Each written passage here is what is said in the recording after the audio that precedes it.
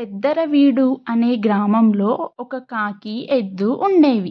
ఈ రెండు మంచి స్నేహితులు. ఒకరోజు సాయంత్రం ఎద్దు పొలం నుండి ఇంటికి వచ్చింది. కాకి ఎద్దు దగ్గరికి వచ్చి, నువ్వు ఎంత తెలివిలేనిదానివి అనుకోలేదు. తెల్లవారుజామున నుండి చీకటి పడేంత వరకు కష్టపడుతున్నావు. నిన్ను తన పొలం పనుల కొరకు రైతు వాడుకుంటున్నాడు. నిన్ను ఇంతలా కష్టపెడుతున్నాడు. ఆ రైతు 4 గడ్డి పరికలు కూడికి ఇవ్వగానే నువ్వు మురిసిపోతున్నావు. నన్ను చూడు, ఏమీ కష్టపడను. ఏది దొరికితే దానిని నా ముక్కుతో అందుకుపోతా అంటూ ఎద్దుకి కాకి మాయమాటలు చెప్పింది.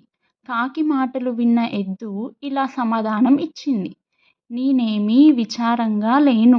నా కష్టం ద్వారా ఒక రైతు కుటుంబం బాగుపడుతుంది. అలాగే ప్రపంచంలోని చాలా మంది ప్రజలకు ఆకలి తీర్చడంలో నా వంతు కష్టం ఉంది. దానికి నేను చాలా సంతోషిస్తున్నాను. ఎద్దు ఇలా సమాధానం ఇచ్చింది కాకికి. అప్పుడు ఎద్దు మళ్ళీ ఇలా జవాబు ఇచ్చింది కాకికి. నీలాగా దొంగతనం చేసి తినే ఆహారాన్ని నేను జీర్ణించుకోలేను అంటూ ఎద్దు కాకికి బుద్ధి చెప్పి ఇలా మాట్లాడింది. ఇందులోని నీతి ఏంటంటే, కష్టంలోని సంతోషం కష్టపడే వారికే తెలుస్తుంది. ఒకరి ఆకలి